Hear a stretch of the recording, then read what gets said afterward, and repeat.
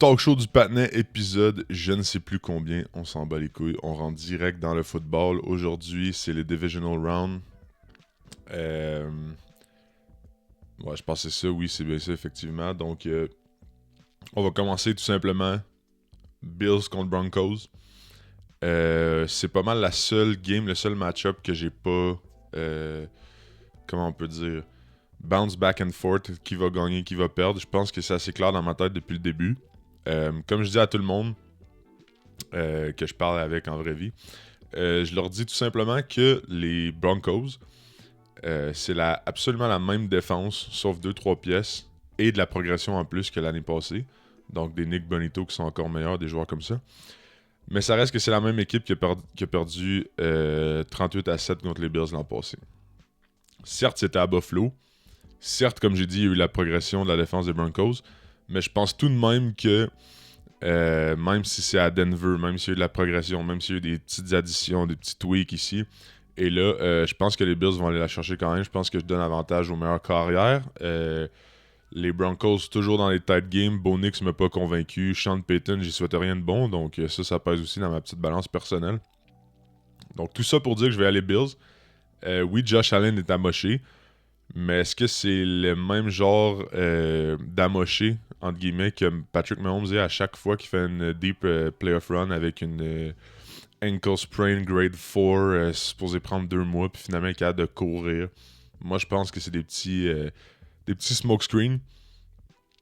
S'il l'est quand même, c'est Josh Allen, c'est un dog. S'il y a bien un QB que j'ai pas peur qu'il joue blessé puis qui va performer, c'est Josh Allen. Oui, ça va être compliqué parce que niveau défense, celle des Broncos est nettement supérieure, mais je pense que je fais plus confiance à l'offense des Bills contre la défense des Broncos que le contraire. On va y aller Bills. On va aller plus de tête que 38-7 de l'an passé. On va y aller avec un petit 24-17, 24-20. Je pense que les Bills vont aller la chercher. Écoute, moi j'avais des doutes contre les Jags la semaine passée. Est-ce que ces doutes-là ont été réconfortés entre guillemets pour cette semaine? Absolument pas. Mais ça reste que, comme j'ai dit, je pense que je vais donner avantage aux Bills juste pour l'expérience. Puis honnêtement, si Josh Allen perd cette année contre les Broncos, oui, les Broncos ont fini first seed, je suis d'accord, mais c'est quand même une équipe qui pour moi est un peu frauduleuse où est-ce qu'ils sont. Je pense qu'ils ont eu une très bonne saison. Il faut gagner les games quand tu les gagnes, mais pour moi, l'offense me convainc pas du tout. Si tu n'arrives pas à passer les Broncos, je pense que Josh Allen, ta window est terminée. Je vois pas comment tu peux passer par-dessus ça. Ce serait vraiment un scandale. Donc, juste pour la narrative aussi, on va y aller Bills. Je sais qu'ils n'ont aucune défense, aucun receiving core. C'est vraiment builder n'importe comment. Mais pour moi, le gars qui a la balle dans les mains le plus souvent, Josh Allen, va performer. Ensuite de ça, on va y aller la game de samedi soir. 49ers at Seattle. Pour moi, oui, j'essaie de faire du back and forth, mais j'ai une règle précise dans ma tête qui a rapport au quarterback, comme j'ai dit la semaine passée. Des quarterbacks qui se chient tout le temps dessus dans les grands moments, je peux juste pas, malheureusement, je peux pas aller supporter ça, malheureusement. Je peux pas mettre de l'argent là-dessus, je peux pas, je fais pas confiance à ça. Et là, évidemment, je parle de Sam Darnold. Sam Darnold, pour moi, a jamais eu de gros matchs à jouer dans sa carrière. Certes, il y en a eu 2 cette année. Est-ce que c'était des masterclass offensives? Non. Celle contre les Rams qui ont gagné 38-37 en OT, je vais lui donner qu'il a été clutch quand il était le temps. Mais honnêtement, si on est honnête, c'est une grosse course de Kenneth Walker. C'est une petite passe, un screen qu'il a fait à Kenneth Walker qui a retourné sur 60 verges. Un punt return TD, un pick six. Ou un strip sack retourné pour 6 points. Bref, la défense a fait des points. Oui, il était encore dans ce match-là, pas à cause de lui. Je pense que si la défensive des Seahawks faisait pas ce qu'elle a fait, je pense que ce match-là, c'était complètement un massacre. Évidemment, c'est facile à dire, je cherry-pick un peu. Puis le 13-3 contre les 49ers à la fin de l'année.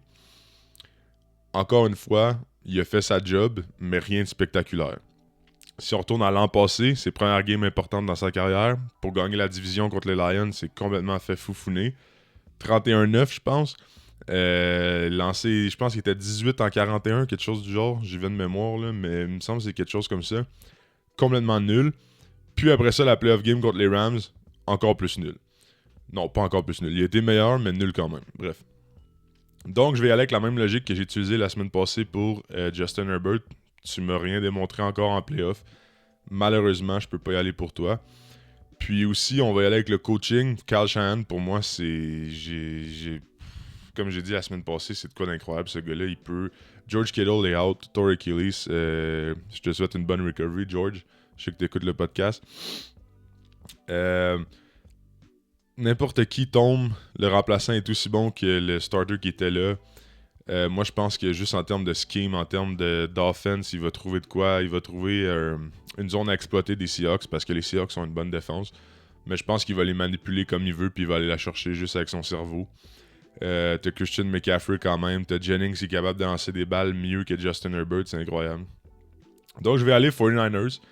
Suis-je convaincu à 100%? Non. Mais si les 49ers gagnent, je suis pas l'homme le plus surpris sur la planète. Dans le sens que je l'ai pas mal vu venir. Puis pour mes amis, mes viewers qui sont betters, une cote de 3, je pense qu'elle était à 3,90 pour Moneyline 49ers. Très bonne value. Sinon, il y a le spread à plus 7,5 qui est très bon aussi. Donc, je vais aller 49ers. Malgré que Seattle a eu une bonne saison, une bonne défense, tout ça, je pense que playoff, c'est une autre saison complètement.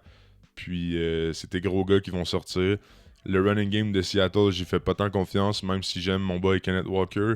Le QB, comme j'ai dit, j'y fais pas tant confiance. Si le QB et le running game marche pas, qui carry ton offense? Pas mal personne. Donc, ça va être ma théorie pour ce match-là. Écoute, ça va être un petit match bien serré, comme similaire au 13-3 en fin de saison, la dernière game qu'ils ont joué contre. Je vais aller avec un petit 17-14 49ers. Voilà tout. Ensuite de ça, dimanche, Texans contre Pats. Cette game-là, j'ai absolument aucune idée. Moi, j'ai un petit fichier Excel avec plusieurs personnes pour les playoffs, un petit pool un peu. Puis mes prédictions personnelles, c'était que les Texans allaient gagner le Super Bowl. Je peux pas dire que je suis très confiant après la performance de CJ Stroud la semaine passée. En revanche, la défense me met vraiment en confiance. Puis j'adore Drake May, mais ça prend la game de playoff. Malheureusement, c'était pas la plus clean. C'était rien de comparable à CJ Stroud. Par contre, CJ Stroud a vraiment été nul. J'espère qu'il va bounce back. La défense des Pats, très bonne. Mais la défense des Texans, c'est plus. J'ai jamais vu ça de ma vie, je pense. C'est incroyable. 2 TD défensifs la semaine passée. 59 000 sacs. Aaron Rodgers voyait des ghosts, il comprenait rien. C'est pour cette raison, avec le petit manque d'expérience des Pats, malheureusement, un running game que je fais plus ou moins confiance en ce moment. Trevion Henderson va être un bon running back dans la vie. Mais pour l'instant, on ne fait pas assez confiance. On fait confiance à Stevenson. Stevenson, Ramondre, j'ai de la misère.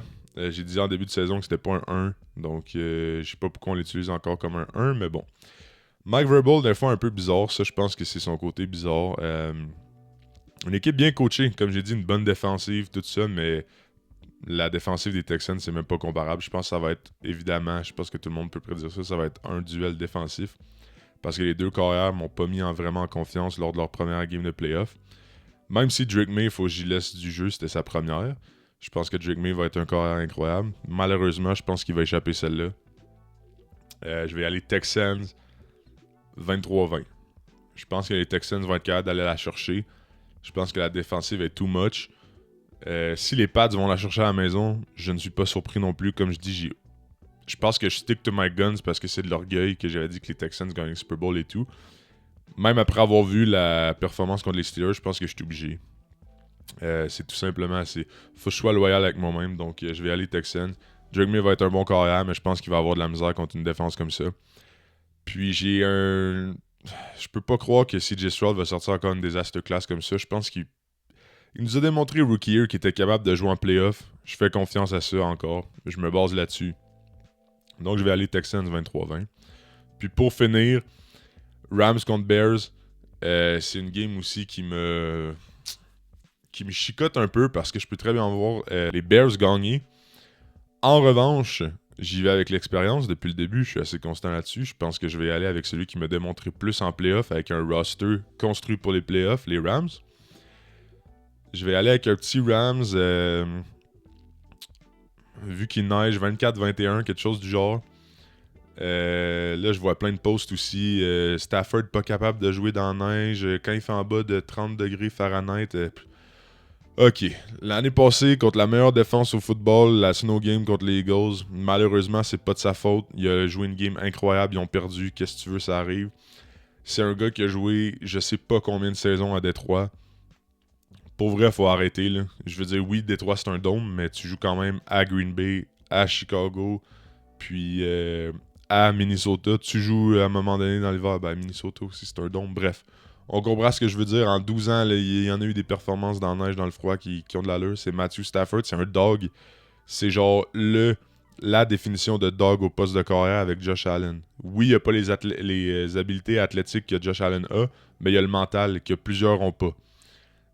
Donc moi j'y vais toujours all day every day avec Matthew Stafford, surtout après cette année, qui lance des balles à Devontae Adams, qui a joué à Green Bay je sais pas combien d'années, qui a joué dans la neige plusieurs fois. C'est un receveur habitué.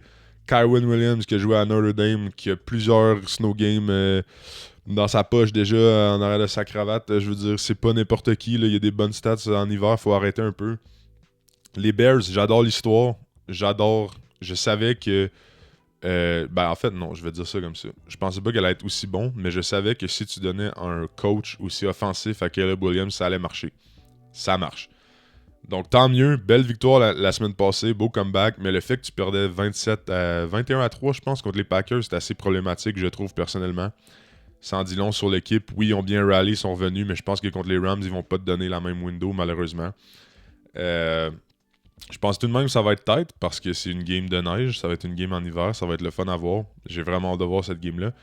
Mais je vais y aller avec l'expérience, puis Sean McVay, malheureusement, pour Ben Johnson, je pense qu'il va se faire out-coach. Sean McVay, c'est un coach qui est là à chaque année en playoff, qui a un Super Bowl, qui a plusieurs victoires en playoff. Moi, je pense que c'est la même... pas la même catégorie que Kyle Shanahan, mais un peu en dessous, en termes de coaching, en termes d'équipe prête, en termes de transformer des third, fourth round pick en génie du jeu. Moi, je pense qu'il n'est pas mieux que lui. Donc, je pense que les Rams vont aller la chercher. Je pense que ça va être une game qui va, suivre l'allure de leur saison jusqu'à date. Une bonne équipe qui va bien jouer, défense, offense, puis Matthew Stafford qui va bien zip les balles dans le bucket, quoi. Donc, voilà tout. La semaine passée, on a fini 5-6. Malheureusement, j'ai droppé Packers.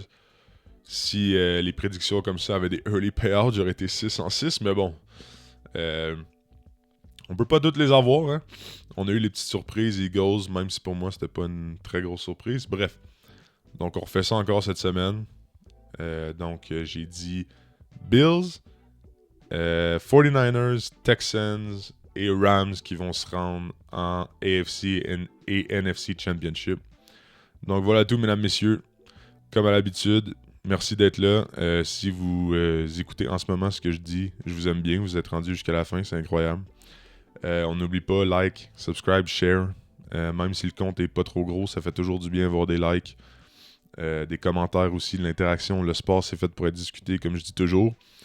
Puis, c'est ça. On se revoit la semaine prochaine au NFC et AFC Championship. Allons chercher ce pain et goodbye.